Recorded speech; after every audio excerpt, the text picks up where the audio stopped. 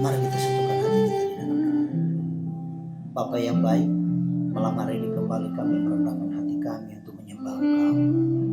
Kami mau belajar akan kebenaran firman Tuhan. Kami mau belajar taat untuk mau selalu dekat dengan Tuhan, untuk selalu mengandalkan Engkau dalam segala situasi dan kondisi yang kami alami.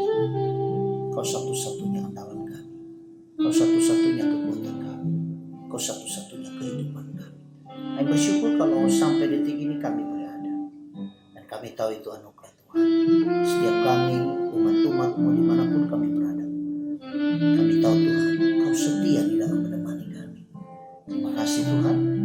Kami mau duduk diam mendengar firman-Mu, urapi hamba-Mu, bahkan seluruh jemaat Tuhan, baik yang ada di Bidaayu, di Simpang Karang, yang ada di seluruh kota Batam ini. Kami percaya bahwa semua kami di dalam perlindungan Tuhan. Dalam nama Yesus kami berdoa. Haleluya. Amin. Shalom Bapak Ibu Saudara yang terkasih dalam Yesus Kristus. Malam hari ini kita akan belajar bersama-sama akan kebenaran firman Tuhan sebagai pegangan kita, sebagai senjata kita yang paling ampuh untuk menghadapi berbagai serangan, berbagai tantangan yang ada hari-hari ini. Kebenaran firman Tuhan yang saya sampaikan saya ambil dalam kitab Mazmur pasal 119 ayatnya yang ke-44. Saya akan baca kepada kita sekalian. Aku hendak berpegang pada Taurat-Mu senantiasa untuk seterusnya dan selamanya. Tema firman Tuhan yang saya sampaikan adalah pegangan hidup di masa sukar. Saudaraku terkasih dalam Tuhan, pemazmur bukan tidak punya alasan saudara untuk berkata bahwa aku hendak berpegang pada Taurat-Mu senantiasa dan untuk seterusnya dan selamanya. Jadi saudaraku yang Tuhan, dia punya sebuah komitmen dalam hidupnya. Ia mau berpegang kepada firman Tuhan, kepada Taurat Tuhan senantiasa. Artinya dalam keadaan apapun, dalam keadaan situasi apapun, selanjutnya seterusnya, tidak hanya suatu waktu, dan dia berkata selamanya, sampai dia mengakhiri sebuah hidup bersama dengan Tuhan. Tentu saudara, ada alasan-alasan tertentu yang membuat dia mengambil sebuah komitmen dan keputusan.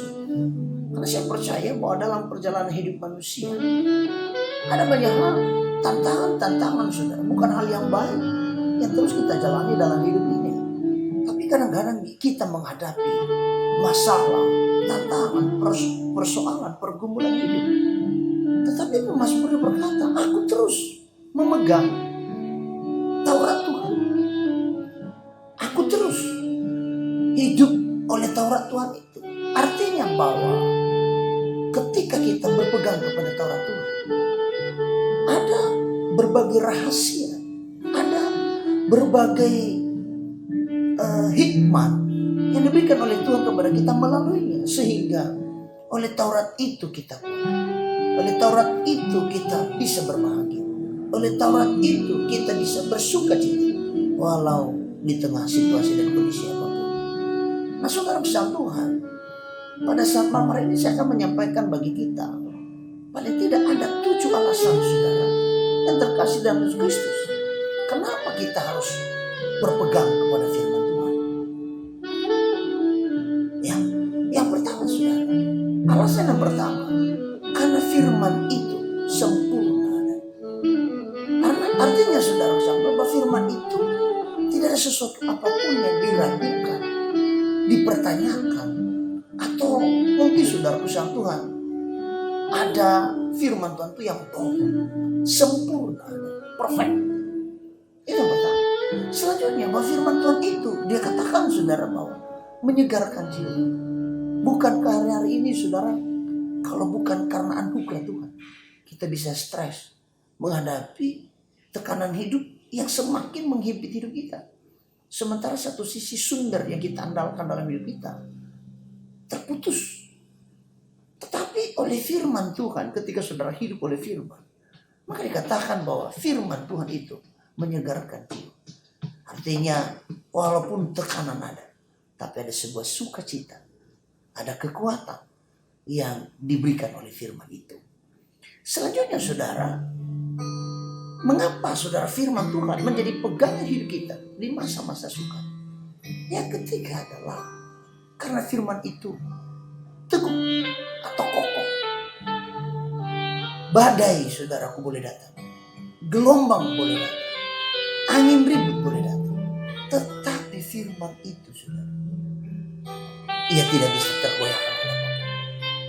Saya mau katakan kepada setiap kita, ketika saudara dan saya hidup berpendirian, berpegang teguh kepada firman Tuhan, maka saya percaya gelombang apapun yang saat ini sedang menghantam hidup saudara, hidup rumah tangga saudara, hidup usaha saudara, hidup atau iman percaya saudara, saya percaya bahwa kau tetap kokoh karena firman itu kokoh dan teguh. Yang keempat, saudaraku terkasih dalam Kristus, mengapa firman Tuhan itu adalah menjadi pegangan hidup kita di masa-masa sukar? Alasan yang keempat, karena firman Tuhan itu memberi hikmat. Kita tahu saudaraku Tuhan kadang-kadang dalam keadaan seperti sedang sebagainya. Jadi itu poin yang keempat saudara. Yang kelima, firman Tuhan adalah menjadi pegangan hidup kita dalam atau di masa-masa sukar. Alasan yang kelima adalah karena firman itu berharga. Ya, firman itu lebih berharga dari emas saudaraku Tuhan. Firman itu lebih berharga dari segala harta yang sedang kita cari, yang kita pergumulkan setiap hari. Ketika Anda hidup oleh firman, di dalam Mazmur pasal 1 dia berkata, ya, ketika engkau merenungkan firman itu siang dan malam, hidupmu seperti pohon yang ditanam di tepi aliran air, yang tidak pernah layu daunnya. Ya, dan apa saja yang dilakukan pasti berhasil. Saudara, pada saat malam hari ini, hiduplah oleh firman. Karena firman itu berharga. Berharga, bernilai dari segala sesuatu yang sedang kau cari, yang sedang kau butuhkan hari-hari ini. Firman itu bisa mampu memberikan kita kekuatan, mampu memberikan kita kehidupan, mampu memberikan kita semangat, gairah untuk hidup di tengah-tengah dunia. Yang keenam, saudara, mengapa firman Tuhan menjadi pegangan hidup kita di masa-masa sukar? Yang keenam, karena firman itu ya dan amin. Artinya apa yang pernah ia janjikan, saya mau katakan kepada Bapak, itu pasti tergenapi, cepat ataupun lambat. Memang saudara saudara kadang-kadang kita berkata, dalam situasi ini mana? Saya mau bilang itu proses. Saya pernah katakan di gereja saudara, ada banyak orang yang tidak mau bertahan kepada sebuah proses. Yang kita rindukan apa? Hasil. Saya mau bilang, semua orang saudara ketika yang bertahan di dalam proses, semua kita pun pasti akan menikmati hasil. Tapi kadang kita saudara hanya menanti hasil, tidak mau diproses. Proses adalah merupakan awal untuk engkau mendapatkan hasil. Kalau hari-hari ini hidup kita sedang diproses, benar, engkau sudah dekat kepada sebuah yang disebut dengan hasil. Yang terakhir, mengapa firman Tuhan menjadi pegangan hidup kita di masa sukar?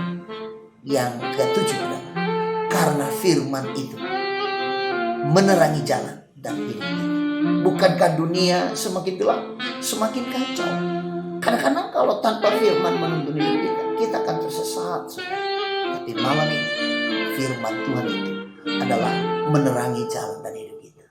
Pesan saya, berpeganglah kepada firman, maka ia akan memberikan kau kehidupan. Saya berdoa, Tuhan Yesus memberkati saudara. Mari kita satukan hati kita dalam doa. Tuhan Yesus, terima kasih, kami bersyukur untuk firman. Kami mau berpegang kepada firman-Mu di masa-masa ini. Dan kami percaya, Tuhan pasti tolong kami. Tuhan pasti teguhkan kami. Tuhan pasti kuatkan kami. Berkati seluruh jemaat. Tolong mereka, rumah tangga, usaha, pekerjaan, anak-anak mereka. Ibu-ibu yang sedang mengandung, ibu yang belum bekerja, keluarga yang belum bekerja, anak muda yang belum bekerja. Beri mereka kekuatan Tuhan. Dalam nama Tuhan Yesus Kristus. Segala kemuliaan hanya bagi Engkau. Demi nama Yesus sampai berdoa. Haleluya. Amin.